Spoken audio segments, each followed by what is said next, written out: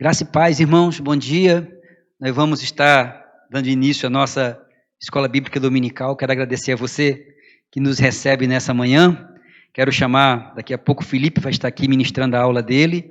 Quero orar por ele, pedir para Deus esteja abençoando a vida do Felipe, derramando graça sobre a vida dele, e que o Senhor use como instrumento nessa manhã para nos abençoar. Vamos orar por ele, por favor.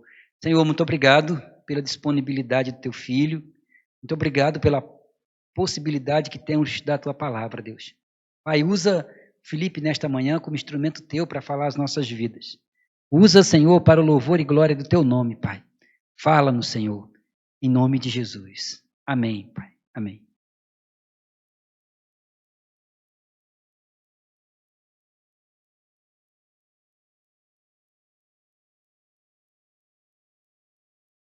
Graça e a paz, meus irmãos. Mais um domingo que estamos aqui juntos para termos mais um estudo de panorama bíblico, ainda no Antigo Testamento, como vimos no domingo passado.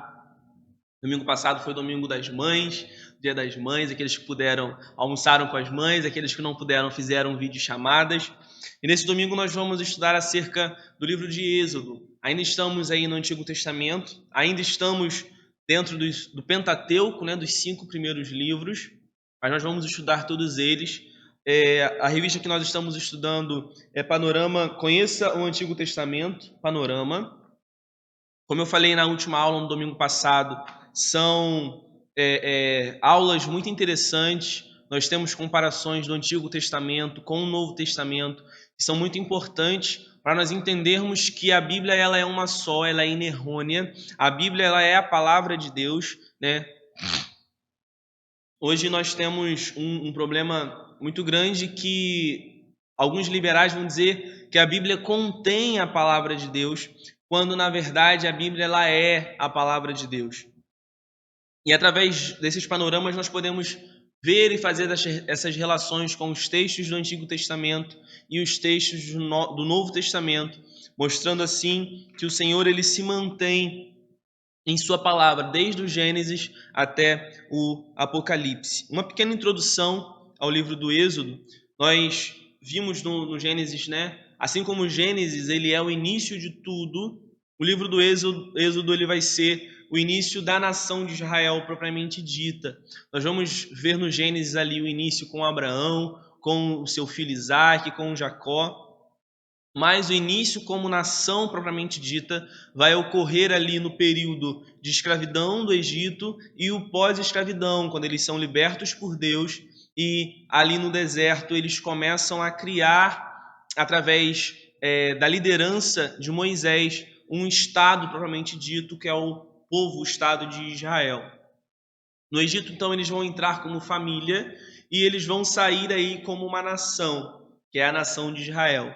Veremos eles se desenvolverem como um povo. Nós vamos ver que eles foram escravizados, mas eles ganham uma identidade como nação e livramento, né? Então eles ganham identidade e são livrados do cativeiro, da escravidão ali do Egito, pelo Senhor.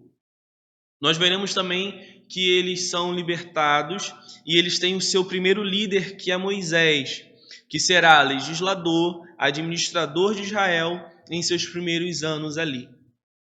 Então, numa visão panorâmica aí do livro, nós temos algumas informações básicas, como os irmãos podem ver aqui. O autor do livro foi Moisés, provavelmente escrito 1440 a.C. Como nós podemos também ver, o seu local foi escrito no deserto. O alvo é o povo de Israel. O versículo-chave está lá em Êxodo 3, capítulo 24. Os irmãos que estão com a Bíblia aí, vão lá em Êxodo 3, 24, podem ler. E o seu ponto central aí, né, a sua palavra-chave é salvação. Então nós temos o versículo-chave, capítulo 3, versículo 24, e a palavra-chave, que é salvação. Perdão. Um esboço aqui do livro, nós vamos ver alguns pontos ao decorrer do que vai acontecer aí no Êxodo. Então nós temos a preparação, ou seja, a preparação para a viagem. Nós vamos ver isso em Êxodo 1, do 1 ao 12 até o 36.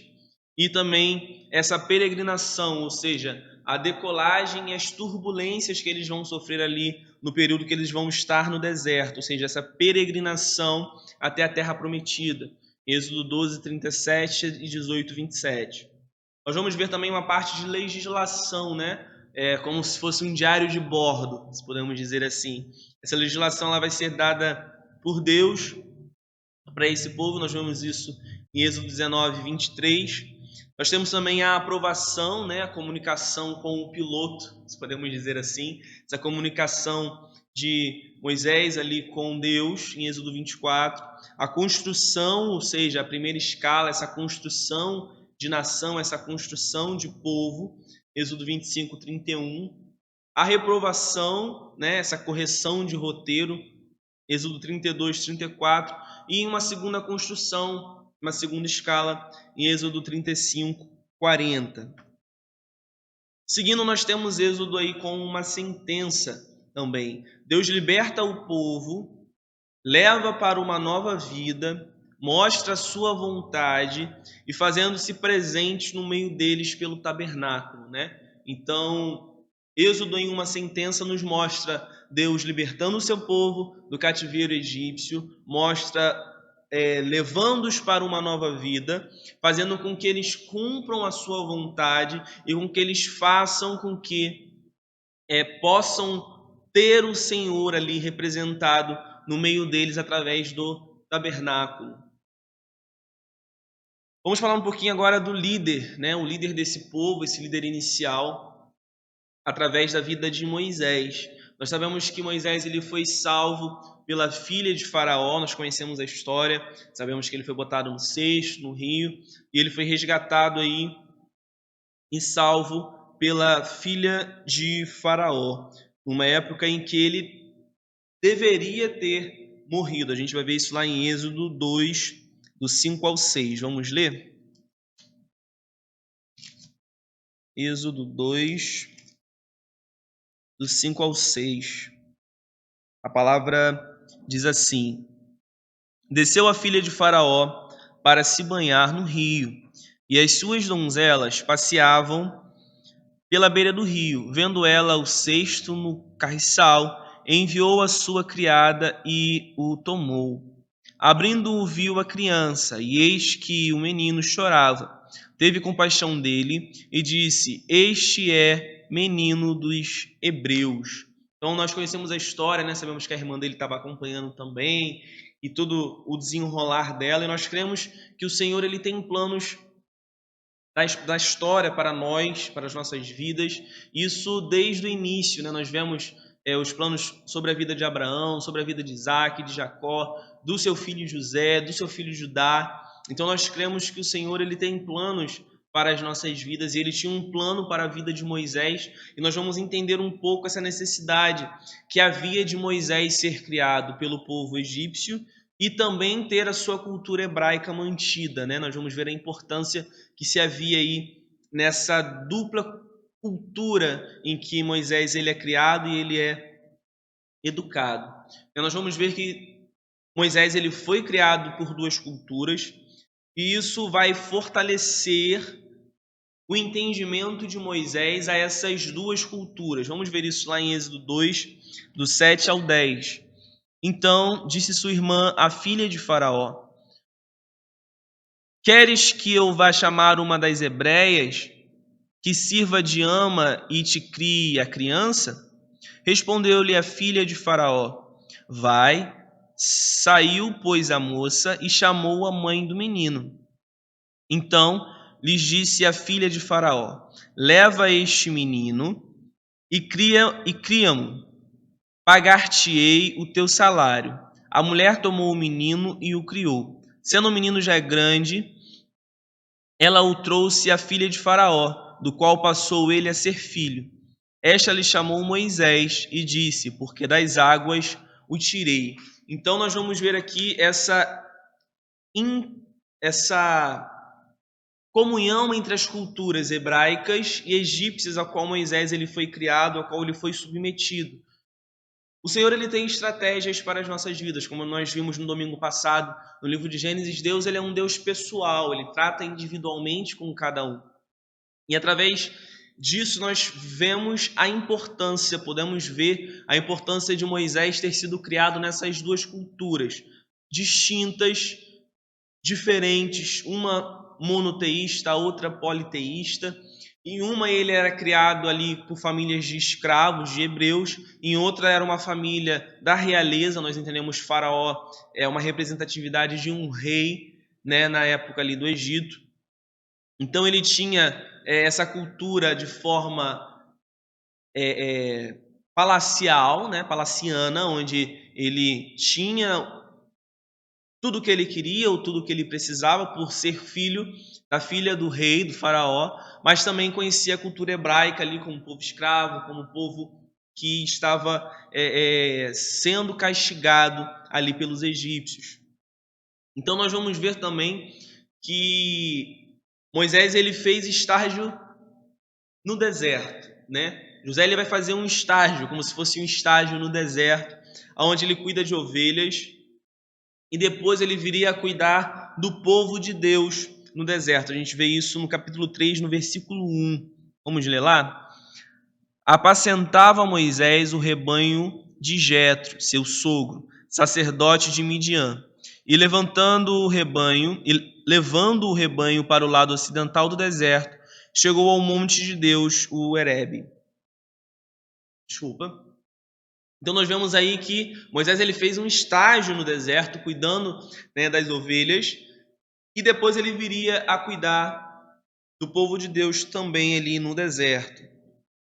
E nós temos alguns destaques dentro do livro do Êxodo, ao qual nós vamos ver aqui esses destaques. Primeiro, Êxodo é um diário de viagem, né? Quando nós lemos o livro de Êxodo, nós vamos ver aí um diário de viagem, da saída deles do Egito até a sua chegada na terra prometida ali, a terra prometida. Então, Êxodo ele vai mostrar um diário de viagem. Provavelmente é a maior viagem comunitária no deserto, ou seja, é todo um povo fazendo uma viagem junta, peregrinando para uma outra terra, né? Então, provavelmente é a maior viagem comunitária no deserto. Outro destaque são os estilos literários que nós encontramos no livro de Êxodo. Veja só vocês, primeiro a gente tem uma narrativa histórica, né, no início do livro. Então nós temos essa narrativa histórica do que acontecia na época, de como funcionava, de como seriam as coisas. Então o livro ele inicia com uma narrativa histórica. Depois nós temos o hino cantado por Miriam, né, depois que eles atravessam o Mar Vermelho. Nós vamos ver ali Miriam cantando, louvando. Então esse estilo literário agora se torna um hino após essa travessia do mar. Depois nós temos um estilo literário de lei, né? Quando vai legislar algumas leis ali dadas pelo Senhor para o seu povo.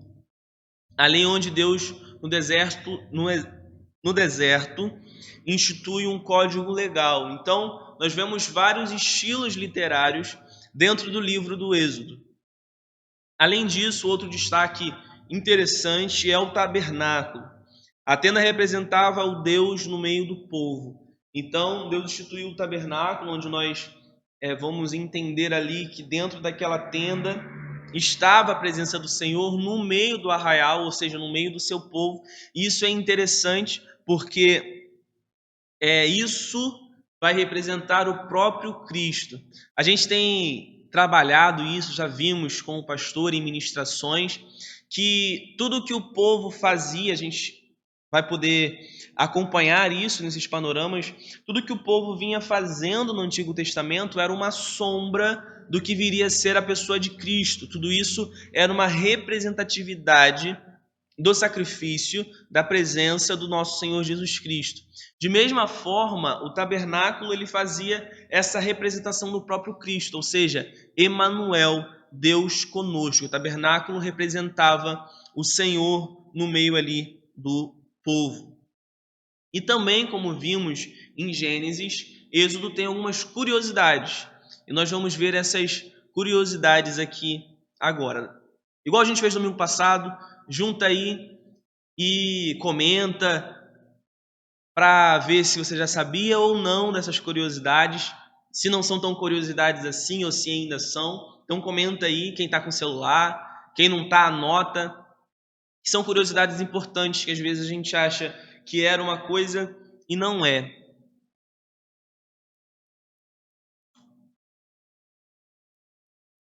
Para começar, às vezes muitas pessoas acham que Faraó era um nome, né? Então eu me chamava Felipe e eu era sucessor ao trono, e quando eu ascendi ao trono, eu não me chamava mais Felipe, me chamava Faraó. Mas na verdade, irmãos, o termo Faraó ele é um título, né? Como um rei, né? Vossa Majestade, ou o rei Augusto da Inglaterra. Assim era o Faraó. O Faraó ele era um título comparado a um rei, a um soberano que reinava. A diferença do termo, do sentido faraó, título, para um rei, é que o faraó ele era considerado um deus na terra, né? Então, o faraó ele era considerado um deus para os egípcios, mas, todavia, era um título dado a esses homens que ascendiam ao trono ali do Egito. A segunda curiosidade, essa eu acho que os irmãos já sabiam, comenta aí. As pragas elas foram um desafio a cada um dos deuses do panteão egípcio. Sabia disso? Então as 10 pragas do Egito, elas mostram o poder de Deus contra esses falsos deuses. E elas desafiavam cada um dos deuses do panteão, ou seja, dos deuses do leque ali, né, do politeísmo egípcio. Então, fica claro isso, onde o Deus de Israel, o nosso Deus, ele mostra ser todo-poderoso. Então aqui as 10 pragas, provavelmente os irmãos já sabiam, elas representam, elas mostram um desafio de Deus, Deus de Israel, contra os deuses do Egito, e mostra o poder do Senhor contra esses falsos deuses, esses deuses que eram adorados ali no Egito. A terceira curiosidade o título do livro em hebraico significa estes são os nomes. Está lá no início do livro. Vamos ver. Êxodo 1:1 diz assim: são estes os nomes dos filhos de Israel que entram com Jacó no Egito. Cada um entrou com sua família. Então o título em hebraico, Êxodo, significa estes são os nomes. E curiosamente é o versículo inicial aí do livro. A quarta curiosidade diz o seguinte: de acordo com os pesquisadores, havia um caminho mais rápido por meio da terra dos filisteus, mas Deus queria tratar seu povo nos 40 anos. É interessante, né? Havia um caminho mais rápido, qual é a menor distância entre um ponto e outro? É uma linha reta, né? A menor distância entre um ponto e outro é uma linha reta. Então havia um caminho entre o povo filisteu, que seria mais fácil, eles passariam por ali, chegariam lá mais rápido, mas o Senhor ele tinha um propósito para aquele povo, o Senhor ele tinha um propósito para aquela nação que se instituía ali, então ele tinha um propósito, ele tinha que tratar aquele povo durante esses 40 anos. Então por isso eles ficaram no deserto esse tempo, porque o Senhor ele precisava tratar com aquele povo, tratar com a sua nação, e mostrar os seus prodígios e milagres através daquele povo ali. A quinta curiosidade: os egípcios eram a potência mundial naquela época, né? A gente vai ver as potências mudando com o povo assírio, o povo babilônico, o povo romano, e assim vem as potências. Hoje, uma grande potência mundial que nós temos é os Estados Unidos. Temos outras potências mundiais também que são emergentes, né? Que estão aí frente, mas hoje uma potência mundial que nós temos é os Estados Unidos. Então o Egito ele era uma potência mundial naquela época, tanto bélica, com seu poder de exército, quanto financeira. Então o Egito ele era dividido entre Alto e Baixo Egito. Haviam muitas lutas e divisões internas. Haviam ainda diversos povos escravos naquela terra. e além de serem politeístas, acreditavam em vida após a morte. Por isso que nós vamos ver a questão das pirâmides, né? Eles acreditavam que deviam colocar dinheiro, riqueza, para que eles pudessem passar ali pelo caminho e entregar esse dinheiro ao rapaz que cuidava do barco que passava no Rio dos Mortos. Isso provavelmente a Isabela explicaria. Enfim, provavelmente a Isabela falaria melhor sobre esse assunto. Talvez ela esteja assistindo e pode comentar aí embaixo um pouquinho melhor sobre essa questão do Egito, porque ela tem um conhecimento maior. Mas é mais ou menos isso daí. E a sexta curiosidade, para a gente fechar aí as curiosidades, é a festa da Páscoa. Ela representava didaticamente ao povo como Deus os havia libertado da terra do Egito. Cada alimento era um memorial do que Deus havia feito. Então, às vezes, a gente vamos comemorar a Páscoa porque temos que comemorar a Páscoa. O sentido da Páscoa hoje, para o povo cristão, é um pouco diferente. A nossa Páscoa é a morte e a ressurreição do nosso Senhor Jesus Cristo. Então, nós não devemos comer pães asmos, ter todo esse cerimonial, porque isso, queridos irmãos, esse cerimonial, esse alimento, ele era um memorial ao povo de Israel. Então, ele é limitado ao povo de Israel de forma didática, para lembrá-los que um dia eles foram escravos no Egito e que o Senhor, nosso Deus, os retirou de lá. Então, a Páscoa para nós, como povo cristão, ela é um pouco diferente, tem um sentido diferente, porque nós comemoramos aqui a ressurreição do nosso Senhor Jesus Cristo. Então, essas 5 curiosidades, não sei se todas vocês sabiam, 6 curiosidades. Não sei se todas vocês sabiam ou se não sabiam, mas se não sabia, agora a gente aprendeu junto sobre essas questões. Bom, dentro do livro do Êxodo também haviam algumas doutrinas, assim como nós vamos ver em todos os nossos panoramas. Então nós temos algumas doutrinas que foram ensinadas aqui através desse livro do Êxodo. A primeira doutrina que nós vamos ver aqui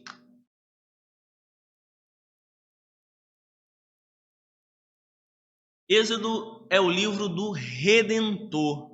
Aleluia. O Senhor é apresentado como aquele que liberta o povo da escravidão por meio do seu poder. Ali existia o Redentor, o Senhor, o Deus. Hoje nós temos a figura agora de Cristo, né? Como eu disse, ali eles tinham sempre a sombra daquilo que viria a ser o nosso Senhor Jesus Cristo. E Êxodo ele vai nos mostrar que é o livro do Redentor. O Senhor ele liberta o seu povo, o povo escolhido dele, o povo separado dele, das mãos dos egípcios, os liberta da escravidão por meio do seu poder. Deus é o provedor. Depois de libertar, ele provê tudo ao povo. Povo esse que ainda tinha seu coração voltado ao Antigo Egito. É interessante quando nós vamos lendo a história ali do Êxodo, nós vamos acompanhando o povo de Israel dentro do deserto e nós vamos ver que é um povo de dura cerviz. É um povo que tinha maná vindo do céu, labareda de fogo, nuvem, abriu o mar para o povo passar, e ainda assim era um povo de difícil cerviz, era um povo que via todas as coisas que o Senhor fazia, e ainda assim permaneciam com o coração voltado para as coisas do Egito, com o coração voltado para aquele politeísmo, para aquele muitos deuses, para coisas visíveis, enquanto eles estavam vendo o maná cair do céu, labaredas de fogo clarearem à noite, nuvens fazendo sombra. Eles viam todas essas manifestações advindas do Senhor, um Deus provedor, um Deus que tirou, mas ainda assim eles continuavam presos, com seu coração preso, voltado às coisas do Antigo Egito. E a gente vai ver isso, muitas vezes acontece com a gente mesmo, como povo de Deus hoje, né? A gente, às vezes, fica preso a essas coisas, né? Porque, no caso, a internet está ruim e que a internet tinha que estar melhor, ou que eu não tenho isso, eu não tenho aquilo, o Senhor esqueceu e o Senhor está em silêncio. Irmãos, vamos crer no Senhor da palavra, num Deus que é provedor, sim. Ele vê as nossas necessidades, nós vimos na última aula, ele é um Deus pessoal. E o terceiro ponto, a terceira doutrina, o Senhor se relaciona com os seus, né? Nós já vimos isso, o Senhor ele é um Deus pessoal, ele se relaciona intimamente com cada um de nós. Pode ser considerado também um livro da aliança. Nós vamos ver muitas alianças sendo formadas aqui. Alianças foram formadas no Antigo Testamento também, mas aqui nós vamos ver algumas alianças também. Então pode ser considerado como um livro da aliança. Deus se preocupa em dar a Israel instruções sobre sua vontade e como eles poderiam cumprir. Deus tem essa preocupação. Então Deus tem a preocupação de tirar o povo do Egito, tem a preocupação de prover aquele povo, mas tem a preocupação também de legislar, ou seja, prover leis, prover uma obra de leis para aquele povo, mostrando instruções claras de como era a sua vontade e como eles poderiam cumprir a sua vontade. A quarta doutrina que nós podemos enxergar aqui é um Deus presente. O tabernáculo é evidência. Palavra essa que significa morada. Então, tabernáculo vai significar morada. Tabernáculo representava a presença de Deus no meio do povo, no meio do arraial. O povo estava seguro por isso. No Novo Testamento encontramos o ensino que Deus se faz presente no meio do povo por meio de Cristo. Vamos ver? Evangelho de João. Rapidinho. Evangelho de João, capítulo 1, versículo 14. Evangelho de João, capítulo 1, versículo 14. Diz assim, ó: E o Verbo se fez carne e habitou entre nós, cheio de graça e de verdade. E vimos a sua glória, glória como do unigênito do Pai. Aleluia. Então o Senhor é um Deus presente, um Deus que está no meio do seu povo, né? Mais uma vez aqui, aquela questão, né, que nós vimos ali no Gênesis sobre o panteísmo, que é um Deus... Panteísmo não, perdão. Deísmo. Que é um Deus que criou e deixou viver a própria sorte. Não. O nosso Deus, ele é um Deus presente, ele está conosco. Ele se faz presente no meio do seu povo. Ele se fez carne e se fez presente no meio do seu povo. Então nós vemos essas 4 doutrinas. Êxodo, ele é o livro do Redentor, aquele que tirou o povo do Egito. Do provedor, aquele que provê as coisas ao povo durante a caminhada no deserto. É um Senhor de relacionamento e também um Deus presente a todos os momentos ali do povo, desde a sua saída até a chegada ali. E, né, o Senhor da história, ele continua sentado no trono. E Êxodo também nos vai trazer essa relação com o Antigo e o Novo Testamento. Nós vamos ver isso. Nós vamos ter alguns cards que vão passando, né, de acordo com a listagem. Jesus, ele não veio para revogar a lei, como ele diz lá em Mateus. Vamos lá? Mateus capítulo 5. Mateus capítulo 5, versículo 17. Mateus 5, 17.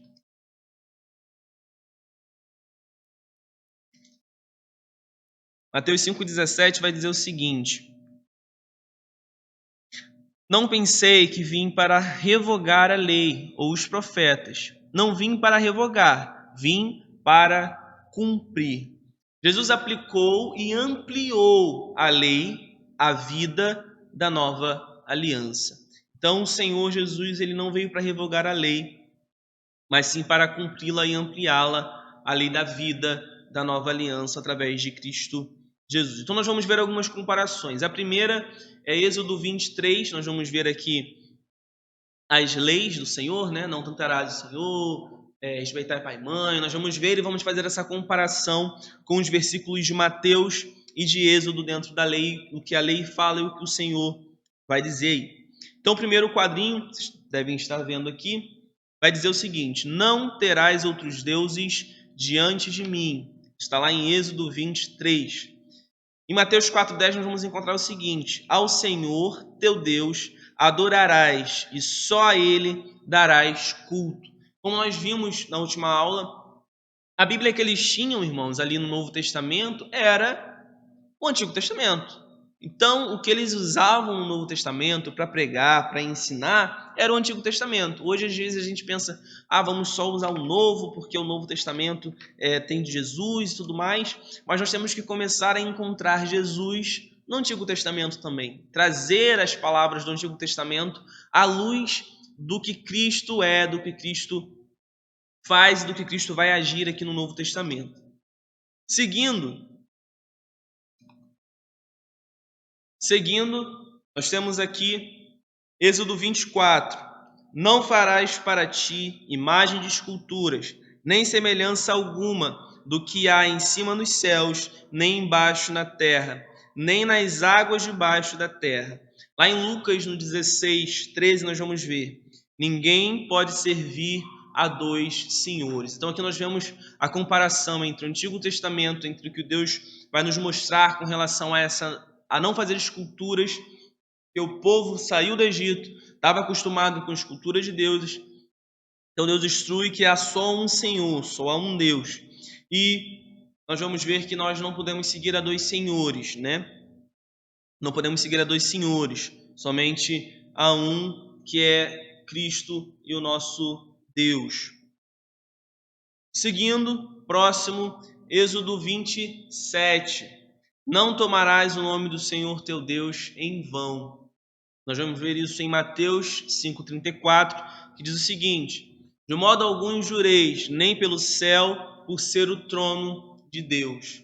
Então, mais uma vez essa comparação, né? Não tomar o nome de Deus em vão, não jurar em nome dos céus. Eu juro em nome de Deus. Não vamos fazer isso. Não vamos usar o nome do nosso Senhor em vão, porque somos pecaminosos, somos errados e nós podemos falhar. Êxodo 28. Lembra-te do dia de sábado para o santificar. No Novo Testamento, lá em Marcos, capítulo 2, versículo 27 e 28. O sábado foi estabelecido por causa do homem, e não o homem por causa do sábado, de sorte que o Filho do Homem é Senhor também do sábado. Então nós vamos ver mais uma vez aqui Cristo usando o Antigo Testamento, usando a lei para falar com relação a essas coisas. Continuando, honra teu pai e tua mãe. Isso está lá em Êxodo 20:12. Nós vamos ver em Mateus 10:37 o seguinte: quem ama seu pai ou sua mãe mais do que a mim não é digno de mim. Aqui você, né? Honra teu pai e tua mãe. Quem ama seu pai e sua mãe mais do que a mim não é digno de mim. Você fica naquela questão. Aqui, queridos, é algo prático, né? Você tem que honrar seu pai e sua mãe, respeitá-los, de forma que isso não venha a ultrapassar a vontade de Deus. Então, por exemplo, eu tenho que honrar meu pai e minha mãe, eu tenho que respeitá-los. Então, se eles mandarem eu, por exemplo, comprar pão, eu vou comprar pão. Mas se eles mandarem eu matar uma pessoa, eu vou matar uma pessoa, eu tenho que honrar meu pai e minha mãe, tenho que respeitar. Isso foge acerca da palavra, isso foge acerca das doutrinas cristãs, então eu não posso realizar. Então eu tenho que amar sempre mais a Deus, tenho que ter Deus como o meu amor, o meu alvo, porque se eu amo a Deus, eu amarei, respeitarei e honrarei meu pai e minha mãe. Seguindo, não matarás, né? Êxodo 20:13. Nós vamos ver lá em Mateus 5:22 o seguinte: aquele que, sem motivo, se irar contra seu irmão, estará sujeito a julgamento. Então aqui nós vamos ver o Senhor Jesus Cristo não anulando a lei, mas sempre cumprindo-a e expandindo. Seguindo, não adulterarás, Êxodo 20:14. Mateus 5:28 a gente vai ver o seguinte: qualquer que olhar para uma mulher com intenção impura, no coração já adulterou com ela. Isso aqui é interessante, porque algumas pessoas atribuem esse não adulterar só com relação à questão de relações sexuais ou ter, propriamente dito, uma relação com outra pessoa. Mas nós vamos ver aqui Jesus dizendo que só o fato de olhar e cobiçar com a mente, você já está adulterando. Continuando, Não furtarás. Êxodo 20, 15.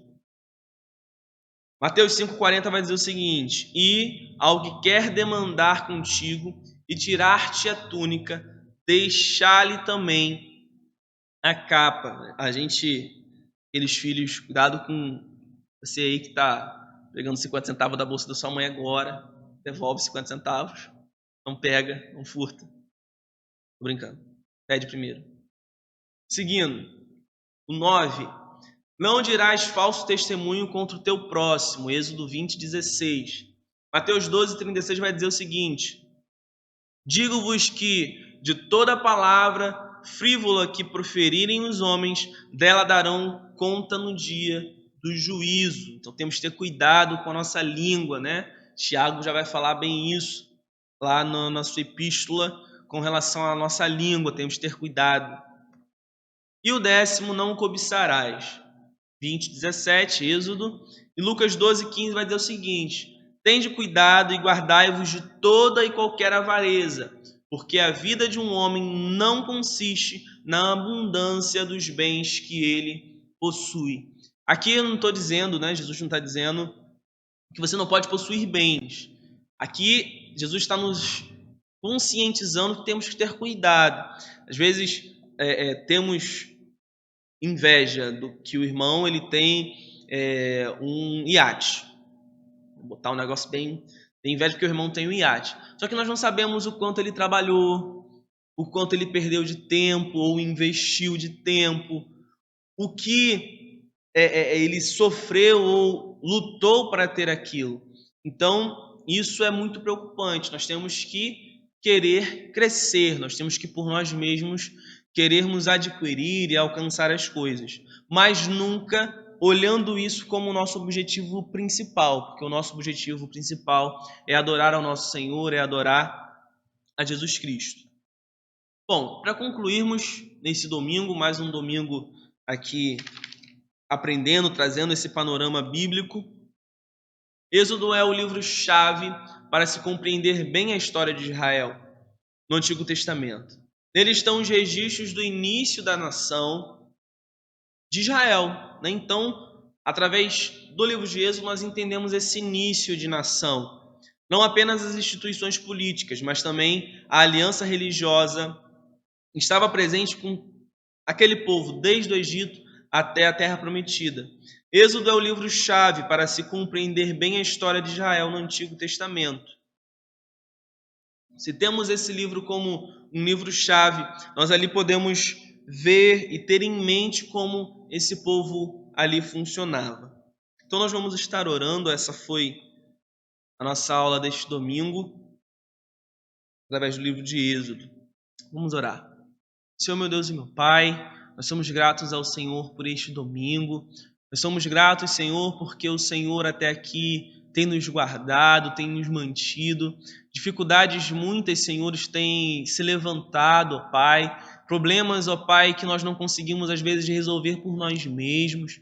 Mas nós cremos que o Senhor está assentado no trono. O Senhor é o Rei, o Todo-Poderoso. O Senhor é um Deus que tirou o povo de Israel do Egito. O Senhor é um Deus que destronou todos aqueles falsos deuses.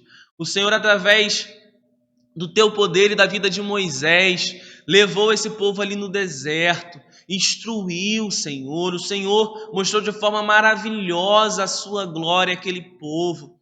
Da mesma forma, Deus, nós te pedimos que o Senhor tenha misericórdia do teu povo, tenha misericórdia, Senhor, da tua igreja. Ó Pai, que o Senhor vá de encontro, Deus, a todos aqueles irmãos que estão nesse momento sofrendo, Senhor, passando por alguma dificuldade, que o Senhor venha suprir, que o Senhor venha nos mostrar, que se nós tivermos a oportunidade de ajudar, que nós possamos estar ajudando, Senhor. Deus, obrigado, ó Pai, porque o Senhor é um Deus presente. O Senhor esteve ali com o povo de Israel a todo momento. O Senhor é um Deus que está no meio do teu povo.